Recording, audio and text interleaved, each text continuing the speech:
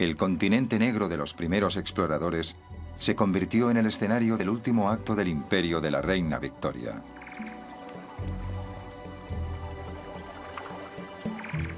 Siguiendo los pasos de misioneros como David Livingstone, las potencias de Europa llevaron a cabo una carrera brutal para conseguir más colonias. Una carrera que sería conocida como la lucha por África. En Gran Bretaña, este último estallido expansionista fue inspirado por dos hombres cuyas historias llevarían al pueblo británico al clímax del fervor imperialista. El primero, el general Charles Gordon, enviado en misión diplomática a un pobre país árabe, inició una cruzada personal para liberar a un pueblo oprimido. Su actitud desafiante llevaría a su reina y a su imperio a una guerra santa y a una búsqueda romántica pero violenta para imponer un nuevo orden mundial. El segundo, Cecil John Rhodes, empezó como un sencillo cultivador de algodón y se convirtió en el mayor creador imperial de su generación. Para financiar sus sueños de conquista se embarcó en una despiadada búsqueda de diamantes, oro y poder que le convertiría en el hombre más formidable y odiado de África. Ambos, Cecil Rhodes y Charles Gordon, ejemplificaron las virtudes y los vicios de su época. Llevarían a Gran Bretaña a nuevos niveles de gloria y expondrían el lado oscuro del imperio de Victoria. El Imperio Británico, el imperio de la reina Victoria, la lucha por África.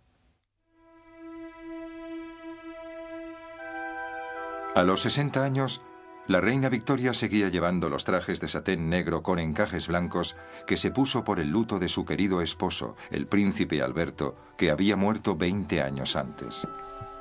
Para sus 350 millones de súbditos repartidos por todo el mundo, ella era el símbolo divinizado del poder y prestigio británico, pero en el invierno de 1884 su imperio se enfrentó a una seria amenaza de una de las regiones más pobres y oscuras de la tierra, Sudán.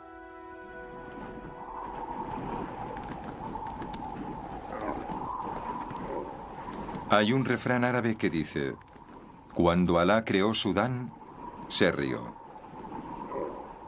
En tiempos de la reina Victoria, la mayoría de sus 9 millones de habitantes eran nómadas, que vagaban por un desierto tan grande como Europa Oriental. Sudán no tenía carreteras ni ferrocarriles y ni siquiera había sido cartografiado. De este desierto surgió un profeta, un predicador islámico que sería conocido por los árabes y más tarde por el mundo como el Mahdi, el esperado.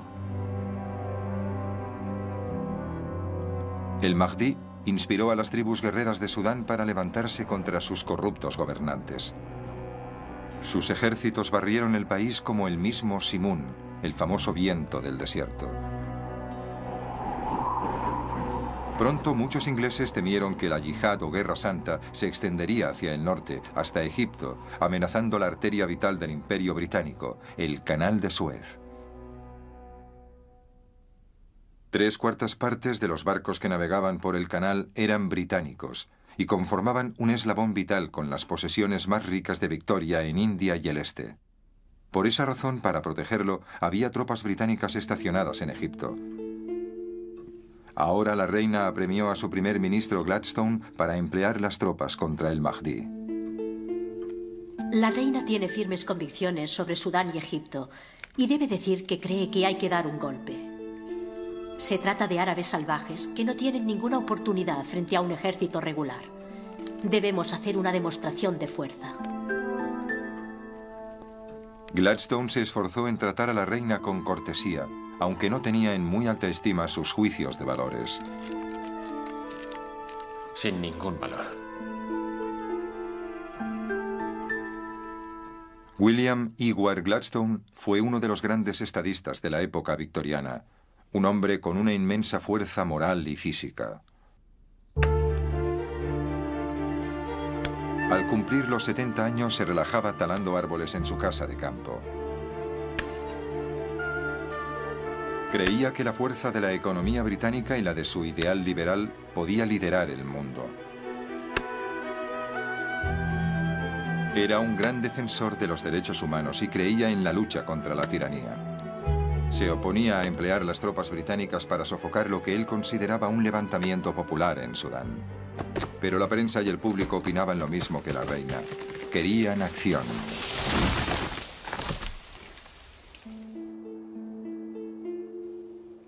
El gobierno de Gladstone decidió ganar tiempo. Propuso enviar a un alto oficial del ejército a Sudán para que informara de la situación.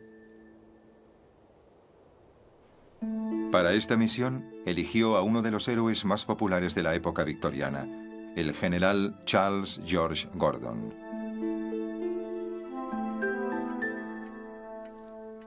Gordon se había hecho famoso en China, cuando fue enviado para ayudar a defender a los comerciantes británicos de los horrores de la guerra civil. Tomó el mando de una pequeña fuerza de campesinos y aventureros conocidos como el Ejército Siempre Victorioso. Era implacablemente valiente y comandó el Ejército Siempre Victorioso, llevándolo a la victoria como un caballero medieval. Cargaba contra las hordas del enemigo, llevando solo su bastón de oficial, que él llamaba su varita de la victoria. En una campaña relámpago de 18 meses, venció a los rebeldes de Taiping y restauró la paz en el país. Gordon se convirtió en un héroe. Cuando volvió a Inglaterra, descubrió para su sorpresa que todo el mundo quería verle. Fue invitado a ver a la reina y durante el resto de su vida fue conocido como Gordon el Chino. El emperador chino le había ofrecido a Gordon una fortuna para que se quedara. Este declinó la oferta. No tenía el menor interés por el dinero. En una época famosa por los excéntricos ingleses, Gordon era todo un personaje.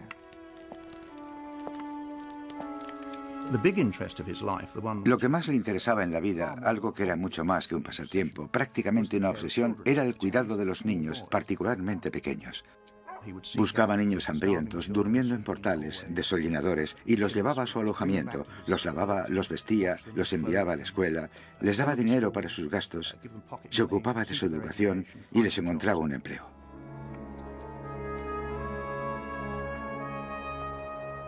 Tenía docenas de esos niños repartidos por todo el imperio.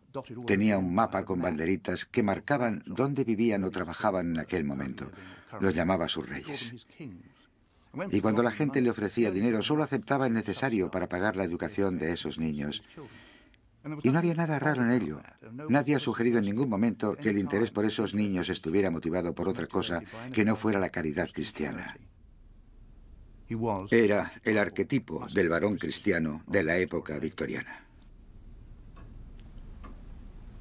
Según todos los informes, Gordon era célibe y profundamente religioso. Donde quiera que fuera, se llevaba una Biblia y una generosa provisión de brandy.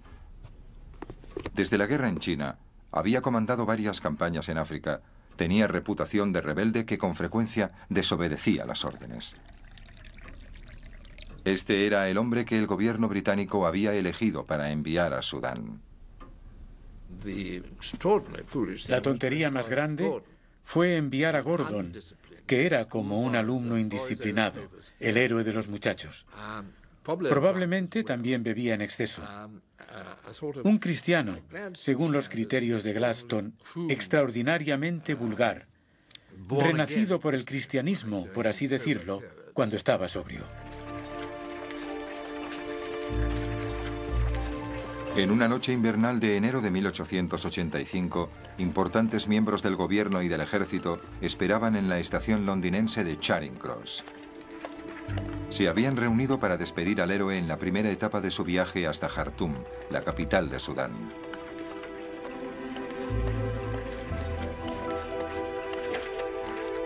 Gordon llegó tarde. Había estado cenando con unos amigos y había perdido la noción del tiempo jugando con sus hijos. También había olvidado coger dinero. El secretario de Asuntos Exteriores se apresuró a comprarle el billete a Gordon. Los otros hurgaron en sus bolsillos para darle un reloj de oro y todo el dinero que llevaban encima. Uno de los generales intentó recaudar más dinero.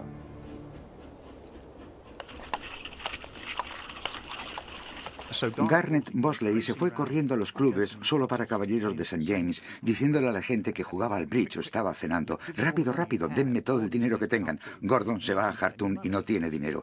Esto provocaría celos, sospecho yo, entre los círculos más elegantes, porque enviaban a alguien con una misión muy delicada que ni siquiera se había molestado en ir al banco.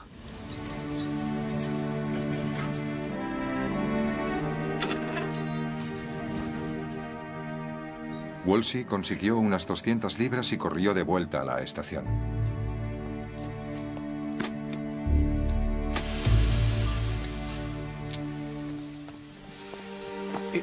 En cierto modo, la noche que Gordon partió para Khartoum era una maravillosa estampa victoriana. El duque de Cambridge mantuvo abierta la puerta del vagón y Sir Garnet Bosley le subió el equipaje y todos le estrecharon la mano. Él subió al tren, cerró la puerta, la máquina dejó sonar su silbido y el jefe de estación agitó la bandera y el tren se puso en marcha, llevando a Gordon a su destino.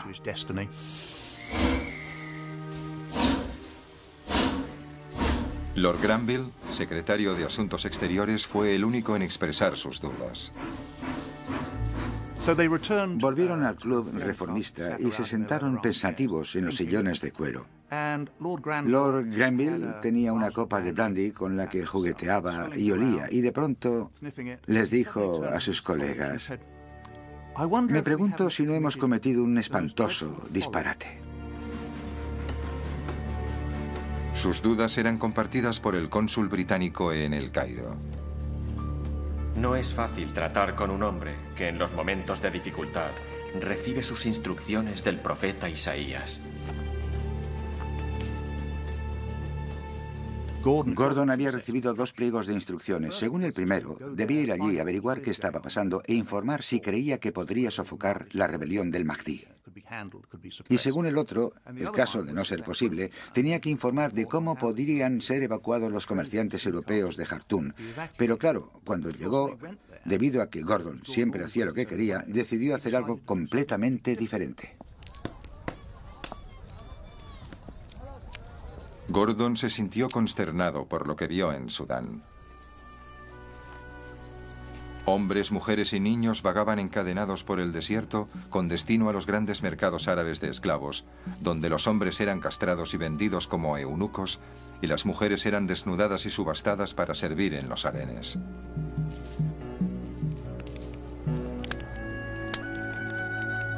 Gordon asumió el mando en Jartum e hizo una hoguera con los famosos látigos utilizados por los negreros y los gobernantes sudaneses para controlar el pueblo. Estaba determinado a ser el salvador de los oprimidos sudaneses. He venido sin tropas, pero con la ayuda de Dios nos enfrentaremos a los males de Sudán.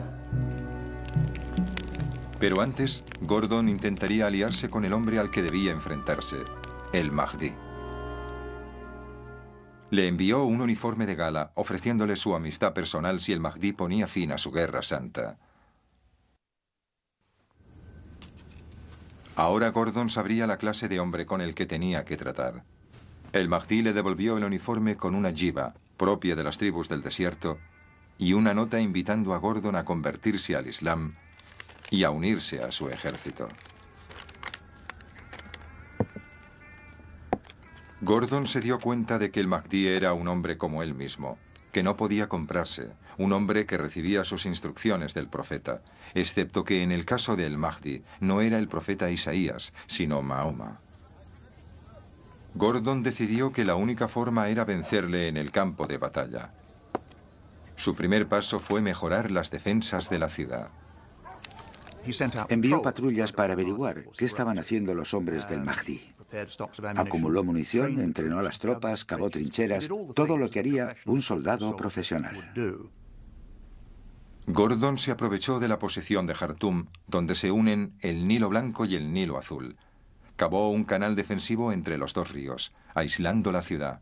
Luego se dispuso a esperar el ataque del Mahdi.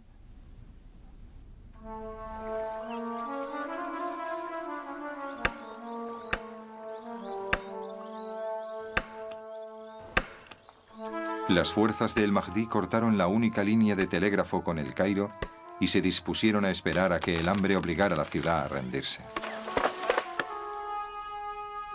Gordon se vio atrapado en Jartum con 35.000 hombres, mujeres y niños. Para salvarlos necesitaba la ayuda de Gran Bretaña. El objetivo estratégico era obligar al gobierno británico a enviar una fuerza para luchar contra el Mahdi, y pensaba conseguirlo resistiendo hasta que no tuvieran más opción que ir en su ayuda. Pero en Londres, sus peticiones de ayuda cayeron en oídos sordos. Gladstone estaba determinado a que Gran Bretaña no se viera implicada en una guerra en Sudán. Por el contrario, simpatizaba con la lucha de el Mahdi. Gladstone sostenía que el imperio británico ya era demasiado grande y en todo caso debería reducirse, pero sobre todo era el jefe del gobierno y no permitiría que un general de los ingenieros reales medio loco, que había decidido apoderarse de una ciudad en pleno desierto contra cualquier probabilidad de éxito, le arrastrara a una guerra en el extranjero. No era parte de la política del gobierno. Gladstone le dijo al Parlamento: enviar tropas sería iniciar una guerra de conquista contra un pueblo que lucha por su libertad, y lo hace con toda razón.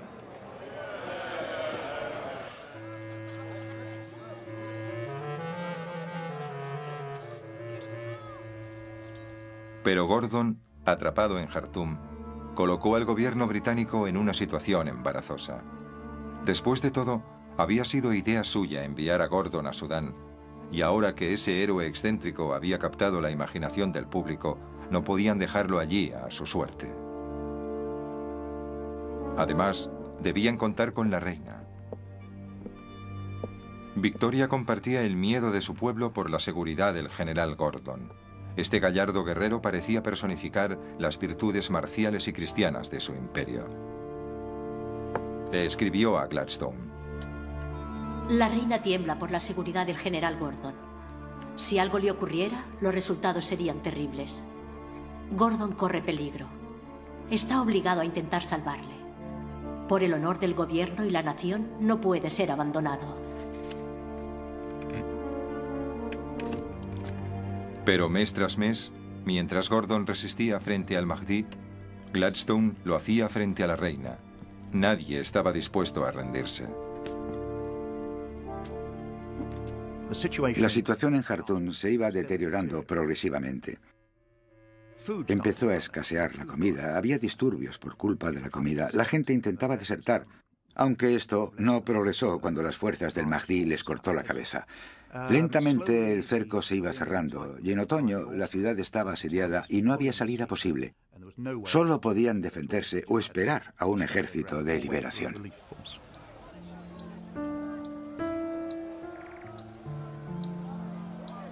De la ciudad asediada salían informes que los barcos a vapor llevaban por el Nilo. Muy pronto, toda Inglaterra sabía que Gordon estaba solo en sus dependencias, en el palacio del gobernador, aguardando todos los días la llegada de las tropas británicas que él esperaba enviarían desde Egipto. Le escribió al cónsul británico en El Cairo: ¿cuántas veces hemos escrito pidiendo refuerzos? No hemos recibido ninguna respuesta, y el corazón de los hombres se está agotando debido a ese retraso. Mientras ustedes están comiendo, bebiendo y descansando en cómodos lechos, nosotros estamos vigilando día y noche, procurando sofocar los movimientos del Mahdi. Gordon en Jartum era un episodio épico. Era un general británico clamando en el desierto, rodeado de salvajes, luchando por la causa del bien y el cristianismo, y nosotros teníamos que sacarlo de allí. Era, y a los británicos les encantaba, el último hombre en el último asalto.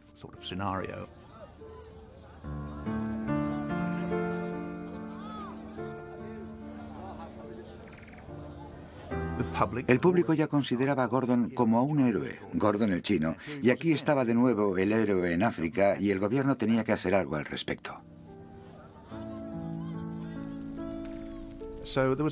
Gladstone se vio presionado por el público para hacer algo, enviar tropas para salvarlo.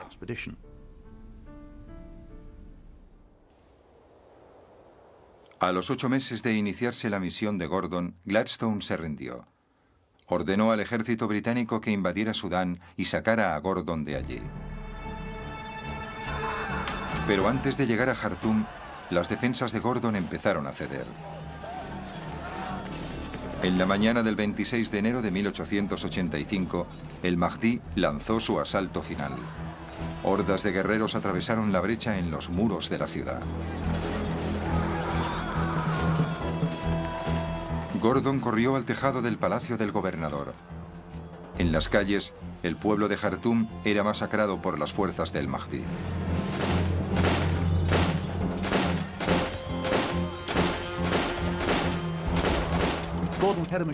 Gordon tenía una ametralladora en el tejado del palacio, un Gardner muy parecida a la Gatling.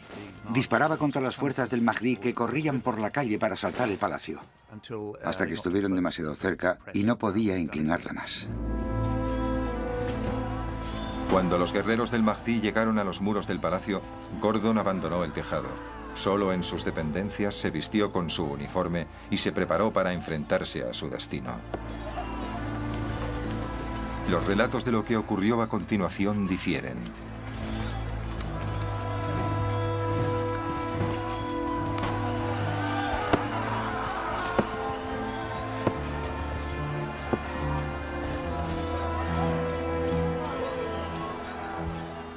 En ese momento, las fuerzas del Mahdi ya habían matado a los soldados y estaban en los jardines del palacio y corrían hacia él. Según dicen, apareció en lo alto de las escaleras cuando llegaron los lanceros del Mahdi. Se enfrentaron. Para ellos tuvo que ser sorprendente ver por fin a Gordon, un hombre del que probablemente habían oído hablar tanto, el diablo.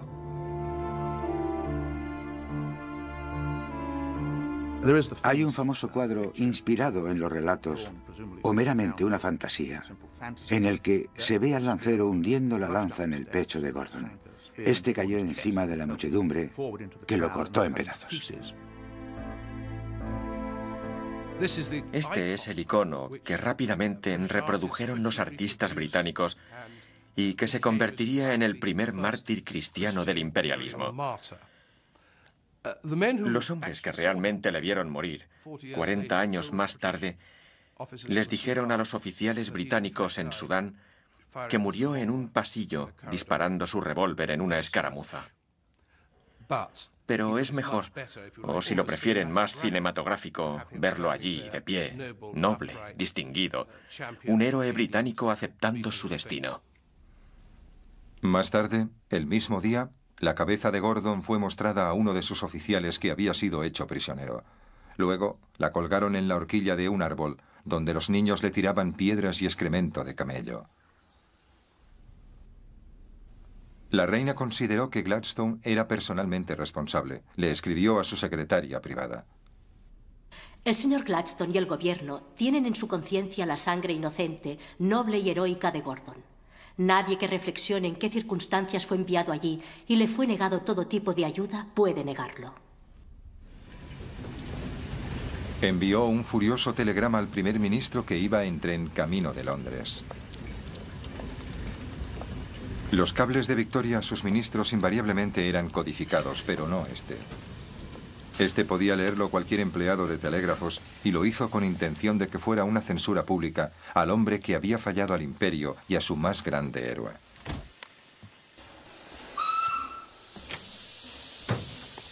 El jefe de estación de un pueblo le entregó el telegrama a Gladstone. Las noticias de Jartum son aterradoras. Pensar que todo eso podía haberse evitado, salvando muchas vidas preciosas con solo intervenir antes, es espantoso.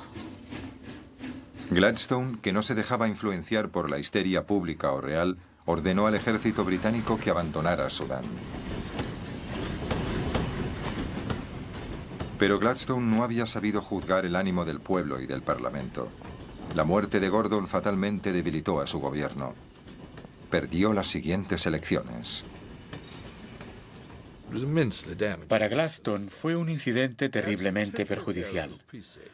Gladstone no supo apreciar que alguien que para él solo era un general insubordinado, vulgar y poco de fiar, fuera considerado por la opinión pública británica y de hecho por la reina, no hay que olvidarlo, como un verdadero héroe de la época imperial.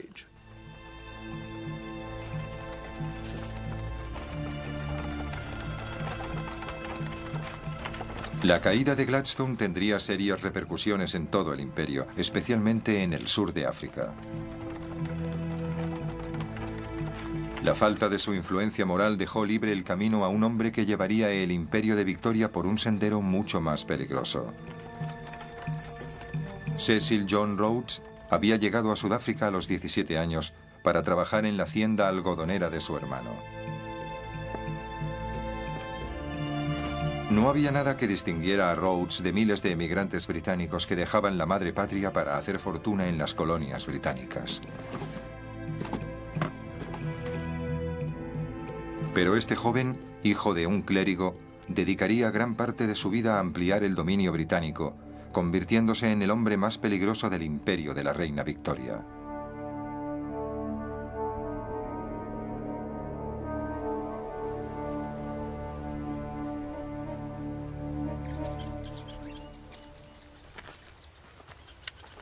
Al principio sus ambiciones se limitaron a triunfar como granjero.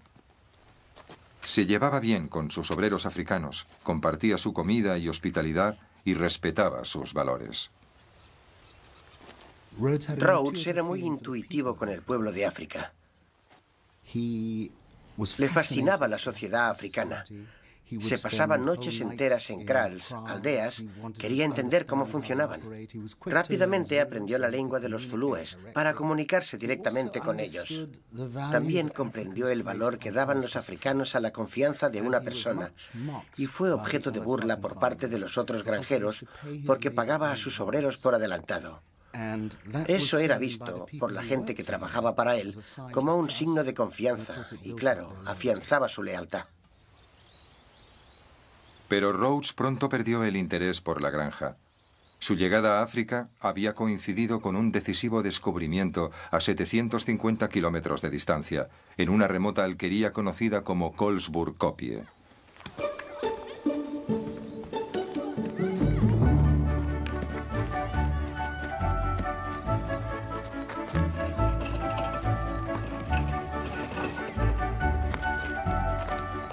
Un colono holandés vio que los hijos de sus vecinos jugaban al clip-clip o juego de los cantillos. Se fijó en una piedra que brillaba de forma especial y fue a verla de cerca. Un visitante británico había escrito con anterioridad sobre esta desolada tierra de África. Su Majestad no posee en todo su imperio una franja de tierra tan fea como esta. Pero como pronto descubriría, el mundo contenía riquezas más allá de los sueños más codiciosos. La piedra que el colono había visto se llamaría Eureka y llevaría a la fuente de diamantes más rica jamás encontrada.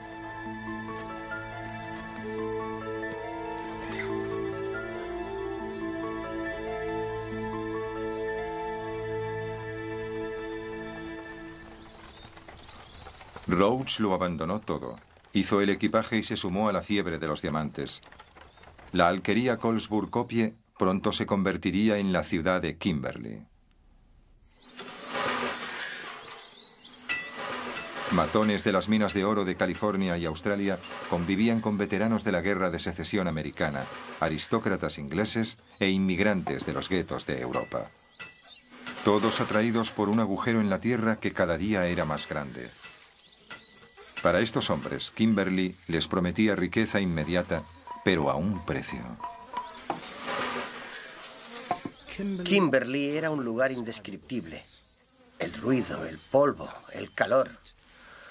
Pueden imaginar esta colonia de 40.000 personas en pleno desierto. El polvo de las excavaciones se veía a 15 o 20 kilómetros de distancia. Al acercarse, se adentraban en un lugar terrible. Cabañas construidas con viejas cajas de embalaje, rodeadas de animales muertos, o los restos de animales muertos. Moscas, infestado de moscas. El salvaje oeste era un lugar tranquilo comparado con Kimberley. Aquí había un bar para cada 16 hombres, y los tiroteos eran algo cotidiano. Pero Rhodes prosperó como buscador de diamantes. En menos de un año escribió a su madre diciéndole que ganaba unas 100 libras a la semana. Lo suficiente para convertirlo en uno de los jóvenes más ricos de Inglaterra. Pero en 1872, unos días antes de cumplir los 19 años, sufrió un ataque cardíaco. Los médicos le dijeron que el ataque había sido leve, pero Rhodes sabía que a partir de entonces mantendría una carrera contra la muerte. Eligió una curiosa forma de convalecencia: un viaje épico por la sabana africana. Algunos creen que durante este viaje, Rhodes acrecentó su gran amor y desarrolló su gran plan para África. Muchos estudiosos han dicho que esos 9 meses que Rhodes pasó viajando por África en una carreta tirada por bueyes hasta llegar al territorio de los Boers tuvo un efecto increíble en él. Rhodes escuchó miles de historias de cazadores sobre el interior de África. Y yo creo que fue durante ese viaje que consideró sus primeras ideas de un África alcanzable, lista para ser tomada.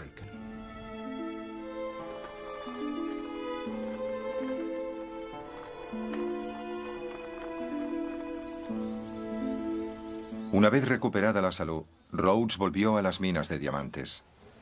La mayoría de los mineros creían que las minas estaban agotadas y querían vender sus concesiones.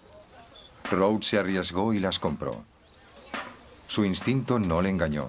Bajo la primera capa de diamantes había otra, incluso más rica. Rhodes puso todas las concesiones bajo el control de una sola empresa, De Beers. En 10 años controlaría el 90% de la producción mundial de diamantes. Rhodes se sirvió de su riqueza para financiar su sueño. El dinero es poder. ¿Y qué puede conseguirse sin poder? Rhodes soñaba con crear una vasta colonia británica de norte a sur de África. Para conseguirlo, planeó construir un ferrocarril desde Ciudad del Cabo a El Cairo. Pero antes necesitaba apoyo político en Sudáfrica. Fue elegido para el Parlamento de El Cabo y entró en relación con Africana Bond, el partido de los granjeros holandeses o Boers que estaban consolidando su propio poder quitándoselo a los nativos africanos. Estamos hablando de un momento en el que la población negra de El Cabo votaba, siempre y cuando tuvieran alguna propiedad. Formaban parte de jurados en juicios a personas blancas. Esto constituía una aberración para Africana Bond. Y Rhodes estableció una íntima alianza con ellos. Rhodes, que antes había presumido de su falta de prejuicios, pronunció un discurso en el nuevo Parlamento de El Cabo. ¿Acaso este Parlamento cree que es correcto que hombres en estado salvaje tengan derecho al voto? Hay que tratar a los nativos como un pueblo subyugado. Ser sus señores. Los nativos deben ser tratados como niños sin derecho al voto. Tras el discurso de Rhodes, la ley cambió. En Sudáfrica se retiró el voto de todos los africanos nativos, menos de un puñado. Rhodes, durante toda su carrera, no dejaba de cambiar las piezas en el tablero. Consideremos las minas de diamantes. Si nos remontamos al principio de su historia, la población negra era propietaria de concesiones, competía con los blancos. Lo que Rhodes quería era disponer de una mano de obra negra de confianza y permanente, encerrada en asentamientos, sin que se les permitiera salir, siendo inspeccionados cada vez que salían de las minas. Y la necesidad de una mano de obra controlada llevó a Rhodes a las políticas más racistas. La carrera de Rhodes no tiene sentido en términos políticos. Pero si se considera en términos económicos, sí lo tiene.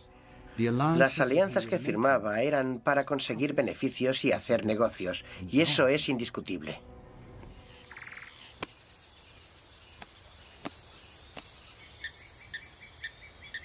El siguiente paso en el plan de Rhodes era ampliar el territorio británico por el norte hasta las regiones que David Livingstone había explorado años antes. Pero en su ruta se encontraba el imperio de los Matabele, el pueblo de los escudos largos, una de las naciones guerreras más formidables de África. Su rey, Lobengula, conocido como el comedor de hombres, mantenía un reino de terror desde su capital en Bulawayo, el lugar de las matanzas. En sus tierras se había encontrado oro y varios aventureros europeos iban por él. Pero Rhodes quería algo más que el oro. Él quería el territorio de Lobengula. La historia de Rhodes y Lobengula es fascinante y horrible al mismo tiempo. Los dos hombres nunca se vieron, pero mantuvieron una fuerte y extraordinaria relación a través de intermediarios. Rhodes envió a 3 de sus agentes a hablar con Lobengula, y para impresionar al rey de Matabele, incluyó entre ellos a John Moffat, cuñado del gran David Livingstone. Pero Lobengula no tenía ninguna prisa en recibirlos, por lo que se vieron obligados a esperar en el recinto en que el rey tenía sus cabras.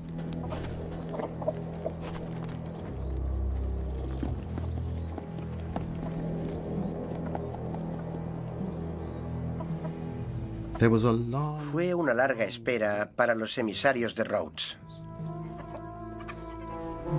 Rod, concretamente, escribió sobre las malas condiciones, el barro, las moscas y el hedor, la impaciencia que les dominaba.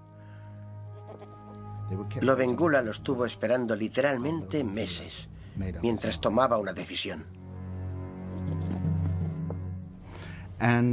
Por fin, después de la espera, Lobengula dio a entender que estaba dispuesto a mantener una gran indaba, conferencia, para discutir si le otorgaba una concesión al consorcio de Rhodes. John Moffat le presentó a Lobengula un documento que le otorgaba a Rhodes unos poderes extraordinarios. La total y exclusiva propiedad de todos los metales y minerales de mi reino, principados y dominios, juntos con el poder para hacer todo lo que se considere necesario para obtener y procurar los mismos.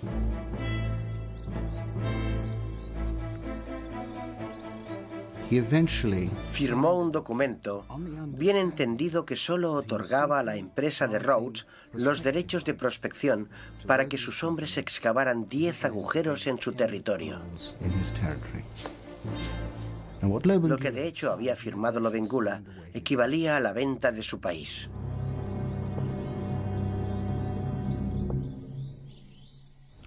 Armado con ese documento, Rhodes fue a Londres en busca de una célula real, que sería la sanción de Gran Bretaña a su derecho sobre dicho territorio. Ahora Rhodes era famoso. Era ampliamente admirado por su inmensa fortuna y sus hazañas. Aunque muchos desconfiaban de él, considerándole un hombre que no permitiría que nada, ni siquiera el gobierno británico, se interpusiera en el camino a su ambición.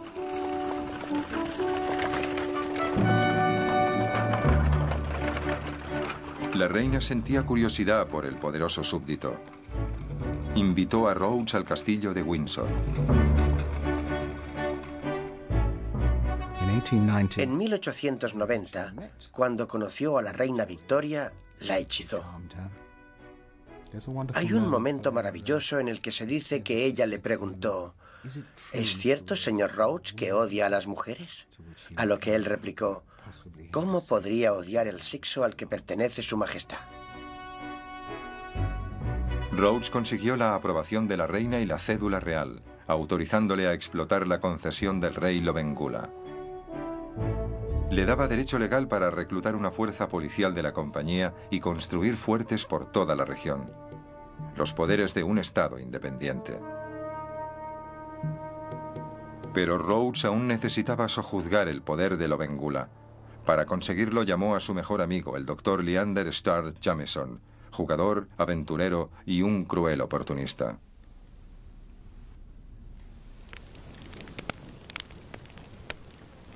Su oportunidad llegó cuando Lobengula atacó a una tribu más débil por una disputa por el ganado. Jameson le envió un mensaje a Rhodes. Tenemos la excusa de una disputa por unas mujeres y niños asesinados, y si consiguiéramos las tierras de Matabele, tendríamos un gran potencial en acciones. Jameson reclutó una fuerza de 1.400 mercenarios blancos. A cada hombre le prometieron 2.400 hectáreas de las tierras de Lobengula y 15 concesiones para buscar oro. Cuando Rhodes y Jameson decidieron que había llegado el momento de apropiarse de las tierras de Matabele, la clave, el arma clave para ello, fue la ametralladora Maxim. Se trataba de un arma que disparaba 60 balas por segundo. Nunca había sido utilizada en el campo de batalla. Es extraordinario que una empresa, una corporación, poseyera el arma más secreta, por así decirlo, del ejército británico. Pero Rhodes tenía ametralladoras Maxim. Los Matabele contaban principalmente con lanzas y porras. El resultado fue devastador.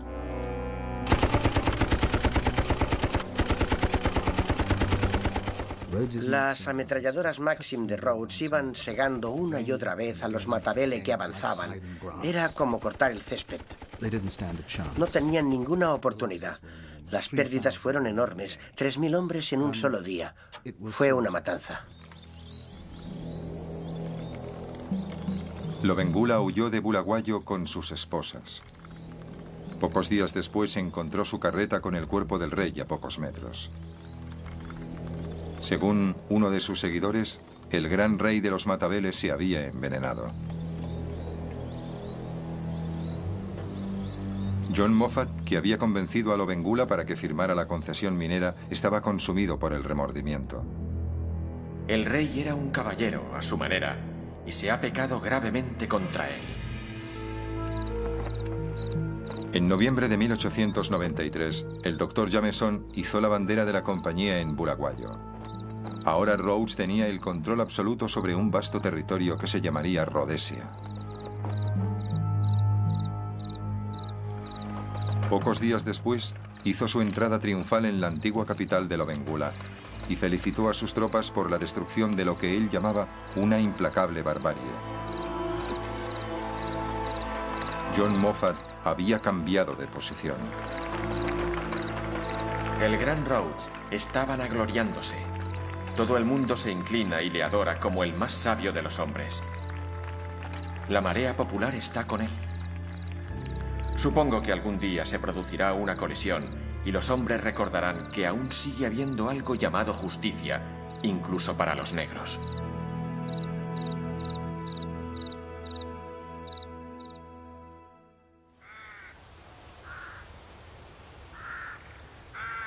La recompensa de Rhodes fue ser elegido primer ministro de la colonia de El Cabo. Compró una casa en las laderas del Monte Mesa, con vistas al Océano Índico y al Atlántico. Aquí se rodeó de sus amigos varones y los instruía con sus teorías religiosas y raciales. Es evidente que los blancos han vencido en la lucha por la existencia. Y de la raza blanca, los hombres de habla inglesa han demostrado ser los instrumentos más indicados del plan divino para extender la justicia, la libertad y la paz por la mayor superficie posible del planeta. Por ello, dedicaré el resto de mi vida al propósito de Dios y le ayudaré a conseguir que el mundo sea inglés. Rhodes era el dueño de todo lo que podía ver, pero quería más. Su codicia por el poder pronto llevaría al imperio de Victoria a sus horas más oscuras. En 1886 se encontró oro en el Transvaal, un estado establecido por algunos de los Boers que huían del mandato británico. Rhodes temía que los Boers del Transvaal, enriquecidos por los beneficios de las minas de oro, fueran un obstáculo para sus planes. Si unían sus fuerzas con los colonos alemanes del oeste, bloquearían su ruta hacia el norte. Para evitarlo, Rhodes formó una alianza con mineros descontentos de la ciudad minera de Johannesburgo y planificó un levantamiento para derrocar a los Boers. Jameson le aseguró a Rhodes: cualquiera puede apoderarse del Transvaal con una docena de revólveres. Rhodes diseñó el plan para apoderarse del Transvaal por la fuerza, y estos eran los elementos. Que el pueblo de Johannesburgo se levantara en una revuelta, pedirían ayuda y Jameson respondería a la llamada con una fuerza de mercenarios y policías de Rhodesia y, por así decirse, apoderarse del país.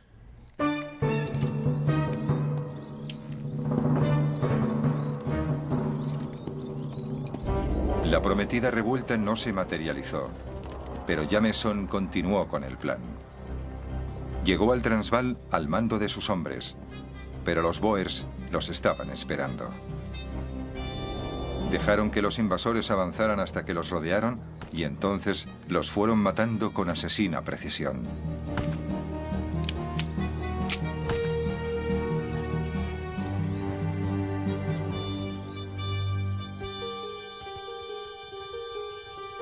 Según el comandante de los Boers, muchos de los hombres de Rhodes eran adolescentes y algunos se echaron a llorar. La incursión de Jameson en el Transvaal fue considerada como un ataque no provocado sobre un estado independiente, un acto de agresión. Repercutió en todo el mundo. Rhodes se vio obligado a dimitir como primer ministro de la colonia de El Cabo y fue requerido por Londres para responder ante el Parlamento británico. Pero no tenían nada que temer. En Gran Bretaña, la opinión pública era claramente anti-Boer. La reina expresó el sentir popular en una carta a su hija. Los Boer son un pueblo horrible, cruel y despótico. Rhodes había llevado a Gran Bretaña a un camino muy peligroso. Sus métodos violentos y sin escrúpulos provocaron una reacción que conmocionó al imperio hasta la médula, y en un momento en el que la reina se preparaba para celebrar las glorias y triunfos de su reinado.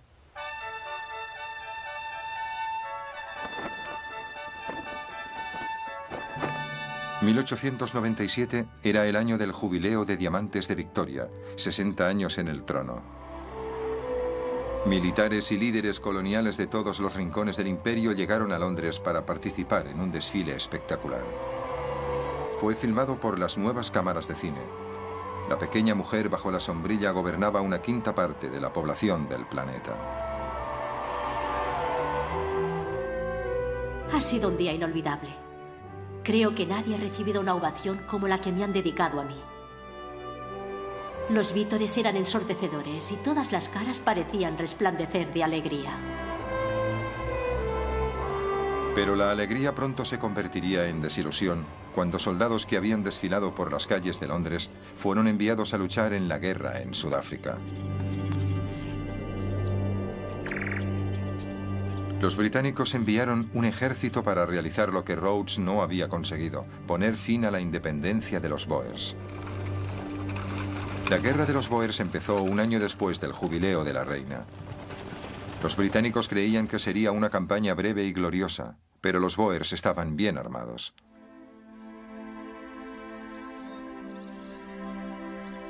Un soldado inglés escribió en su diario: Tan pronto como empezamos a avanzar, silbaron las balas.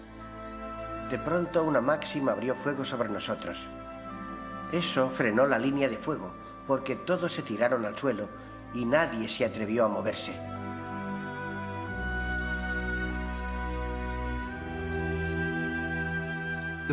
Los británicos fueron a la guerra en Sudáfrica muy mal preparados para ese tipo de contienda. La mayoría de los generales que lucharon contra los Boers estaban acostumbrados a un enemigo que luchaba con lanzas. Fue una sorpresa para ellos. Hubo casos en los que se rindieron. La gente no podía soportarlo más. Tiraban las armas y echaban a correr. Hubo gritos de cobardía.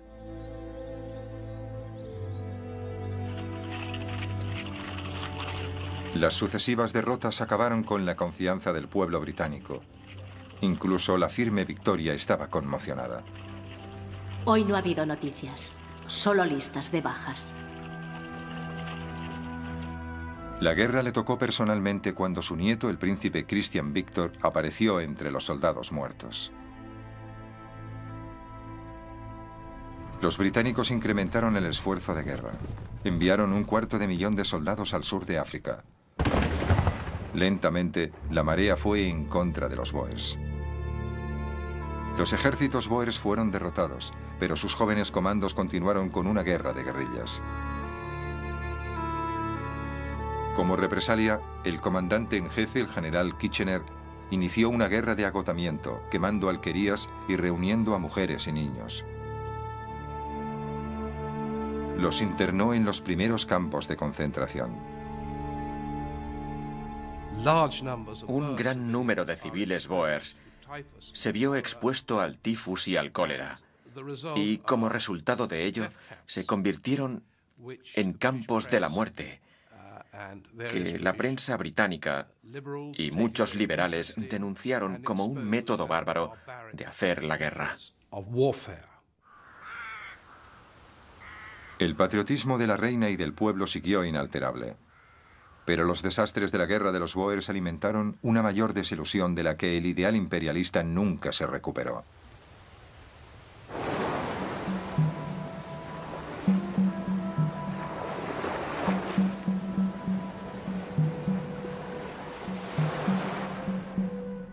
Cecil Rhodes, el hombre que había hecho más que nadie para iniciar esta guerra, aún tenía que luchar una última batalla. El estado de su corazón le dificultaba la respiración. Fue llevado a su pequeña casa en la costa con la esperanza de que la brisa del mar aliviara su angustia.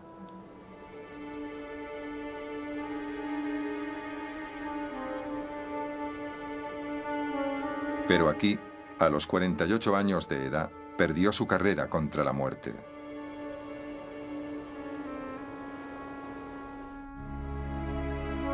Había dejado escrito que quería ser enterrado en Rhodesia, en un lugar que él llamaba la vista del mundo. Su tumba fue marcada no con una cruz, sino con una enorme piedra. Era, en palabras del alto comisionado británico, un lugar pagano, siniestro y embrujado.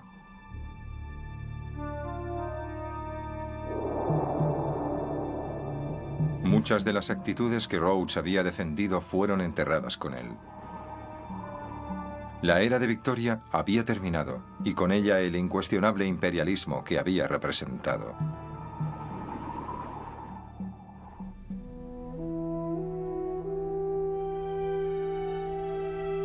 La reina Victoria falleció la noche del 22 de enero de 1901. Tenía 81 años. Siguiendo sus instrucciones, la vistieron de blanco y echaron flores de primavera sobre su cuerpo. Su cara fue cubierta con el velo que llevaba el día de su boda con el príncipe Alberto, 60 años antes. La muerte de la reina Victoria fue considerada por muchos como el final de una era. Pero también, en 1901, se temía que otras potencias se levantaran, presionando a Gran Bretaña para ceder su primacía en el mundo. Así que en los últimos días del reinado de la reina hubo temores y recelos.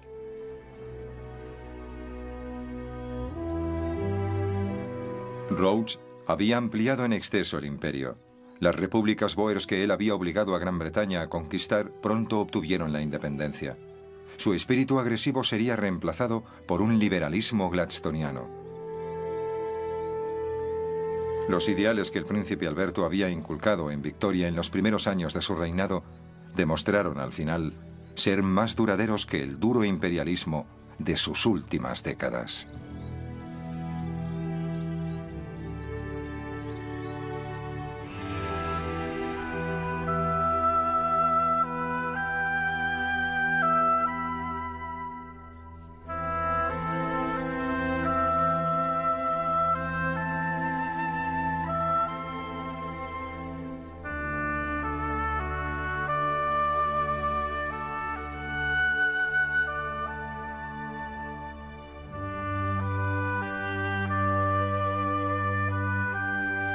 Para sofocar lo que él consideraba un levantamiento popular en Sudán.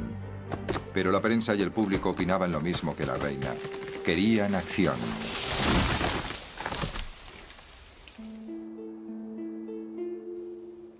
El gobierno de Gladstone decidió ganar tiempo. Propuso enviar a un alto oficial del ejército a Sudán para que informara de la situación.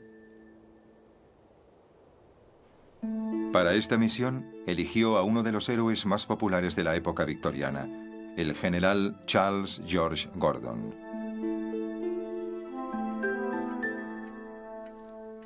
Gordon se había hecho famoso en China, cuando fue enviado para ayudar a defender a los comerciantes británicos de los horrores de la guerra civil. Tomó el mando de una pequeña fuerza de campesinos y aventureros conocidos como el Ejército Siempre Victorioso. Era implacablemente valiente y comandó el Ejército Siempre Victorioso, llevándolo a la victoria como un caballero medieval. Cargaba contra las hordas del enemigo, llevando solo su bastón de oficial, que él llamaba su varita de la victoria. En una campaña relámpago de 18 meses, venció a los rebeldes de Taiping y restauró la paz en el país. Gordon se convirtió en un héroe.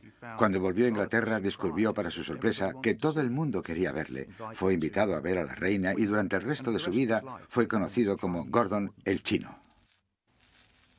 El emperador chino le había ofrecido a Gordon una fortuna para que se quedara. Este declinó la oferta. No tenía el menor interés por el dinero. En una época famosa por los excéntricos ingleses, Gordon era todo un personaje.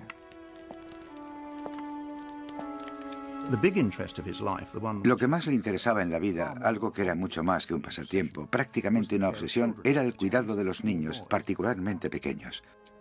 Buscaba niños hambrientos, durmiendo en portales, desollinadores, y los llevaba a su alojamiento, los lavaba, los vestía, los enviaba a la escuela, les daba dinero para sus gastos, se ocupaba de su educación y les encontraba un empleo.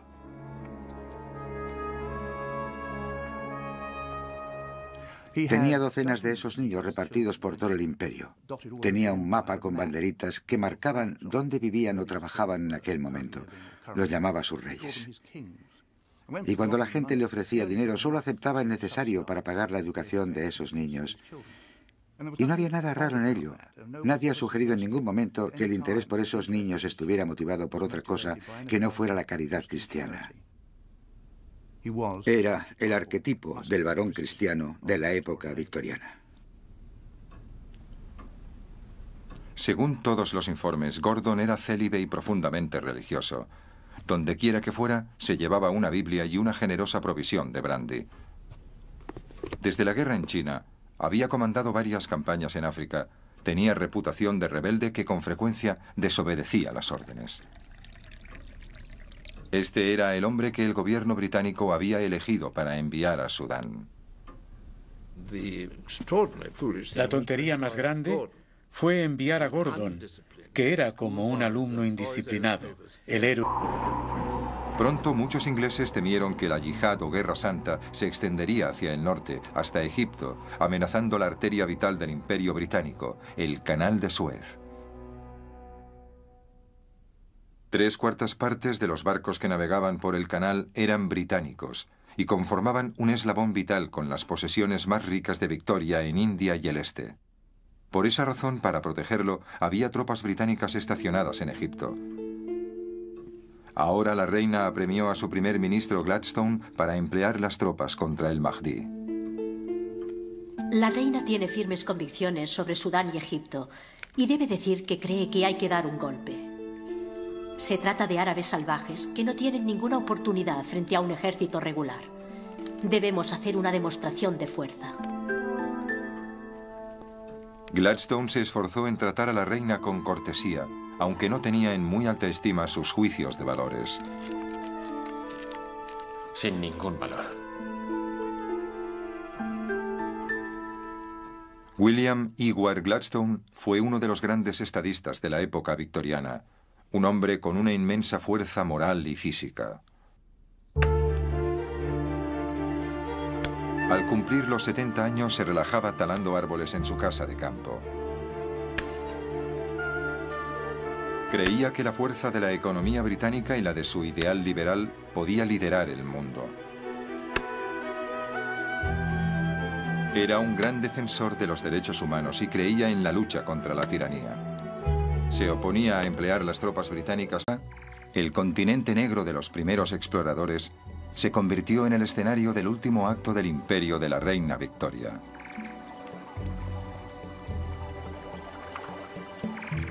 Siguiendo los pasos de misioneros como David Livingstone, las potencias de Europa llevaron a cabo una carrera brutal para conseguir más colonias.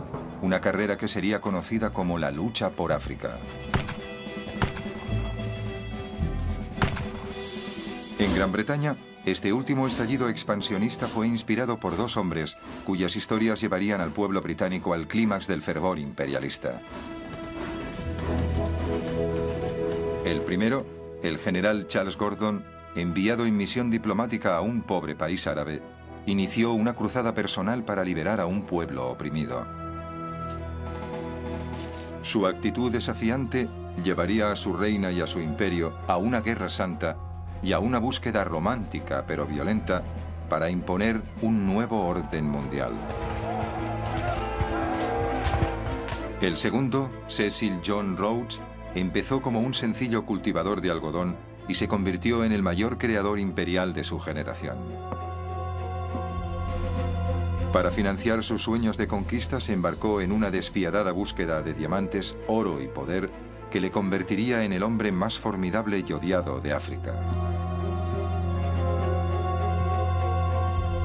Ambos, Cecil Rhodes y Charles Gordon, ejemplificaron las virtudes y los vicios de su época. Llevarían a Gran Bretaña a nuevos niveles de gloria y expondrían el lado oscuro del imperio de Victoria. El imperio británico, el imperio de la reina Victoria, la lucha por África.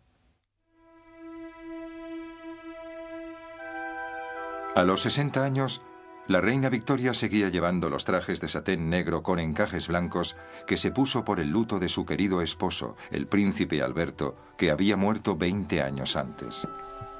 Para sus 350 millones de súbditos repartidos por todo el mundo, ella era el símbolo divinizado del poder y prestigio británico, pero en el invierno de 1884 su imperio se enfrentó a una seria amenaza de una de las regiones más pobres y oscuras de la tierra, Sudán.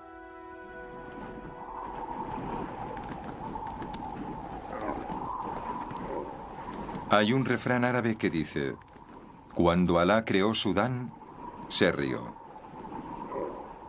En tiempos de la reina Victoria, la mayoría de sus 9 millones de habitantes eran nómadas, que vagaban por un desierto tan grande como Europa Oriental. Sudán no tenía carreteras ni ferrocarriles y ni siquiera había sido cartografiado. De este desierto surgió un profeta, un predicador islámico que sería conocido por los árabes y más tarde por el mundo como el Mahdi, el esperado. El Mahdi inspiró a las tribus guerreras de Sudán para levantarse contra sus corruptos gobernantes. Sus ejércitos barrieron el país como el mismo Simun, el famoso viento del desierto.